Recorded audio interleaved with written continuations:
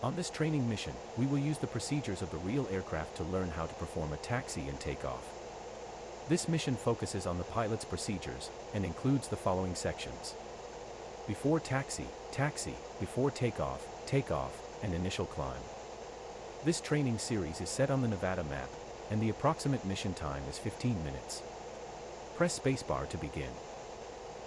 First thing we will do is contact Air Traffic Control, ATC, to request permission to taxi. Preset number 2 of each radio is set to the tower frequencies. Flick your mic switch forward or aft to use the radio 1 or 2.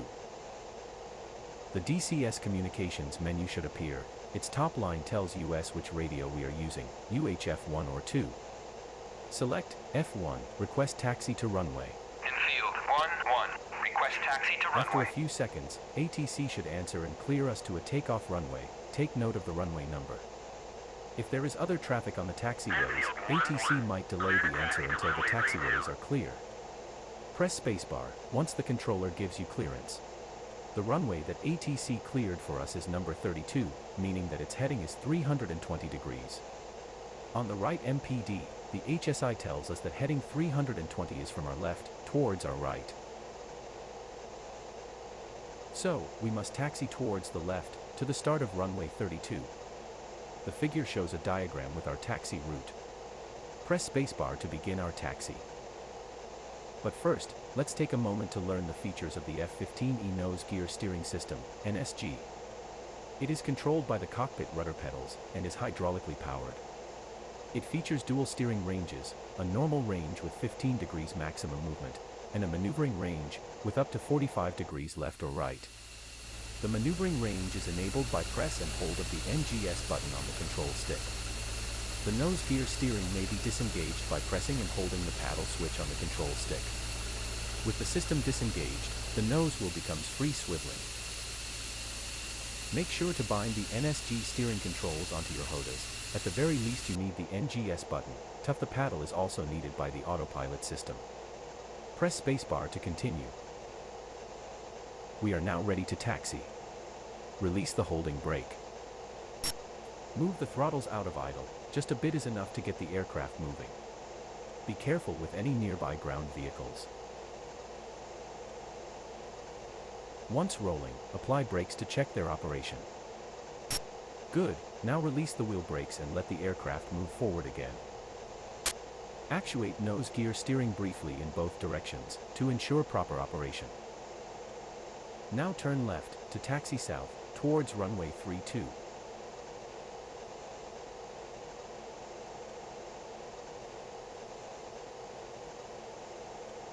Good, continue south along this taxiway.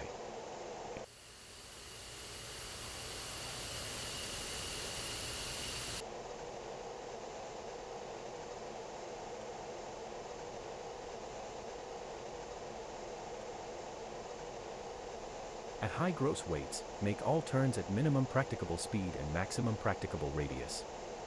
At low gross weight, taxi speed requires continual attention due to excess thrust at idle.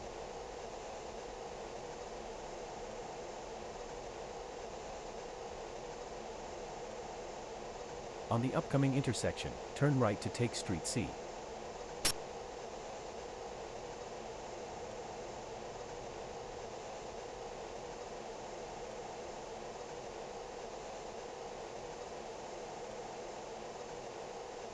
Good, now turn left to take Street F towards the south.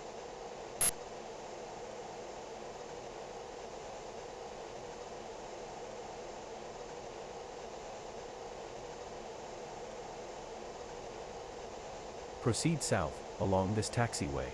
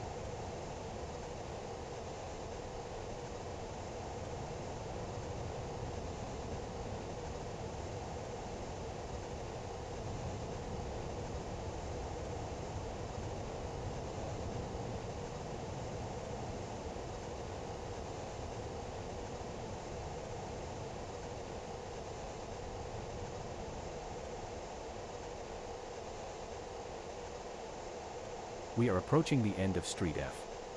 On the next intersection, turn right to take Street A.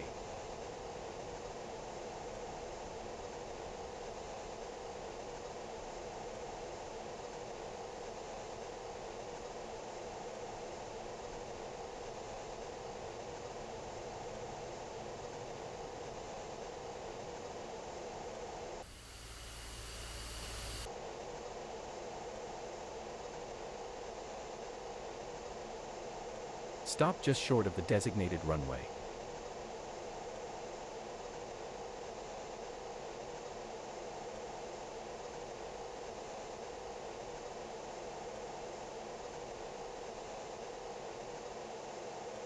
Good, here we will perform the before takeoff check. Set the holding brake to on, so that you can release the wheel brakes. Inlet ramp switches. Confirm they are at auto. Ejection control. Check that your ejection seat is armed. Flight controls. Check free movements of both stick and rudder pedals.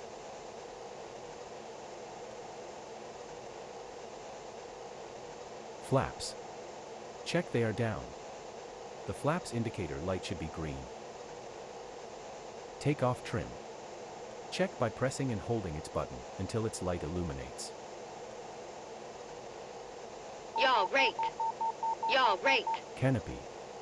Check it is closed and locked. Check IFF. Check correct configuration. The IFF system is not fully modeled in DCS and its options are not implemented in the current version of the module. Radar. Turn the radar knob to its on position. Pitot heat.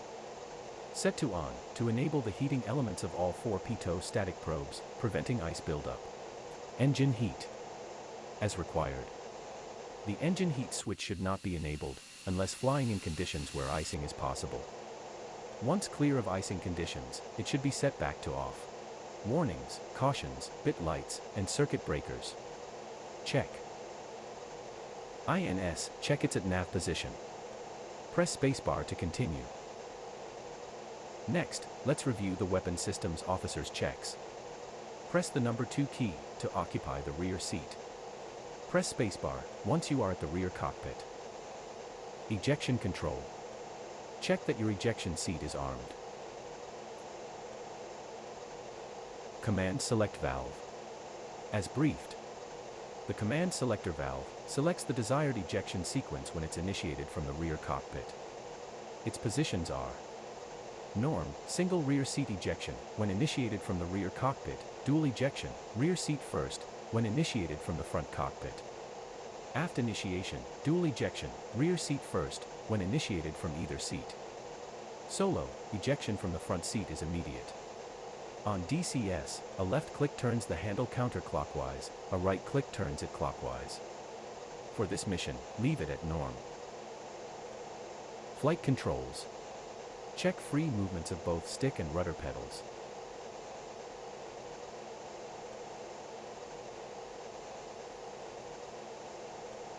Check that the flaps are down by either checking their green light or by visual confirmation over your shoulder. Press spacebar to continue. Canopy. Check it is closed and locked. Check that the targeting pod switch is set to standby. Confirm the TGP is stowed. The Strike Eagle can be equipped with one of 3 different targeting pods. The AAQ-14 Lantern, in service since 1985, is the one that we have currently available on early access. The AAQ-28 Lightning is a more advanced targeting pod, derived from an Israeli design on 2001. The AAQ-33 Sniper is an even more modern targeting pod, in service since 2014. Both of these will be added to the simulator at a later stage. Check there are no warning, cautions or bit lights on. Press spacebar to continue. Okay, we have finished with the WISO's checks. Press the number 1 key to return to the pilot's seat. Press spacebar once you are at the front cockpit. Holding brake. Set to off. We have finished both cockpits' pre-takeoff checks. Next, we will contact ATC to request permission to enter the runway. Flick your mic switch forward or aft to use the radio 1 or 2 to call ATC.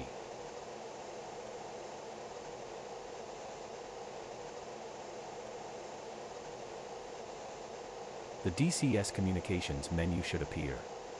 Select F1, request takeoff. After a few seconds, ATC should answer and give us clearance. Press spacebar once ATC has granted permission to enter the runway. 1-1, request takeoff. Airfield 1-1, you are cleared for takeoff when ready. Climb 300 at QFE 24.46. Increase throttle a bit, and enter the runway.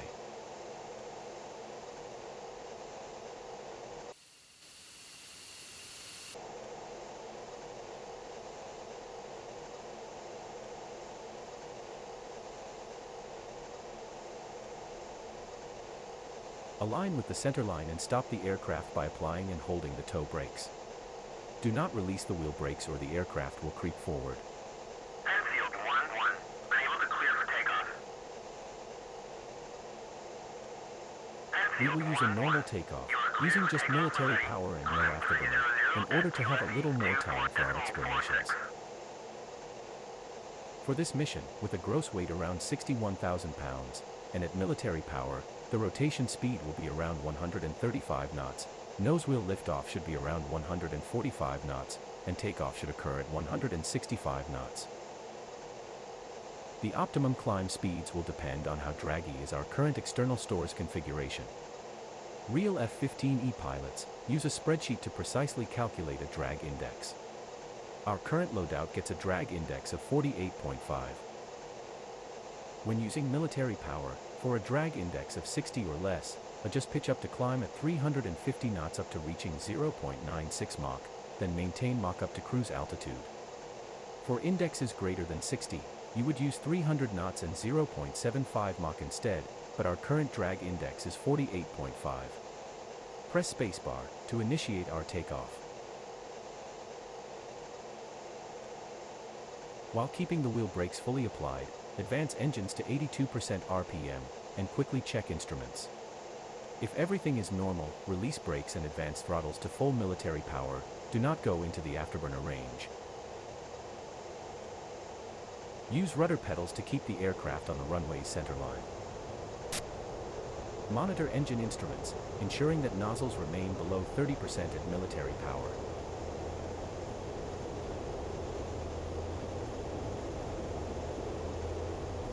At rotation speed, 135 knots, smoothly pull the stick half back to establish a 10 degrees pitch attitude.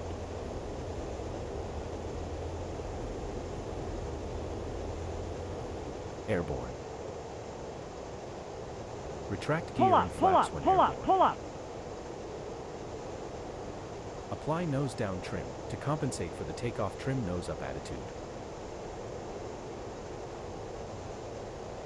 For military power, adjust climb pitch to maintain a speed of 350 knots. Keep climbing until you reach a cruise altitude of 30,000 feet.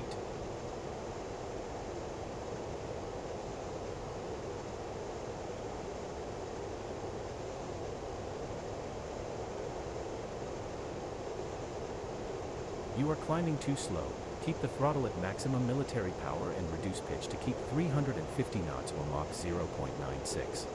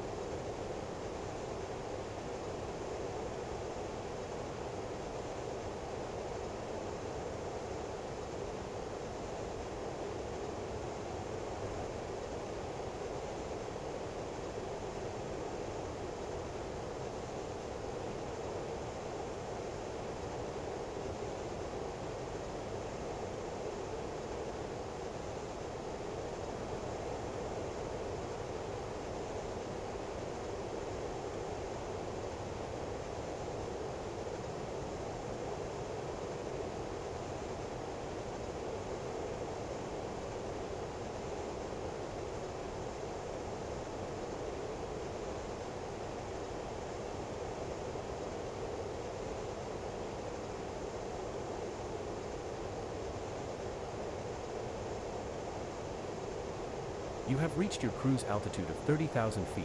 Level out the aircraft while keeping your speed at Mach 0.96.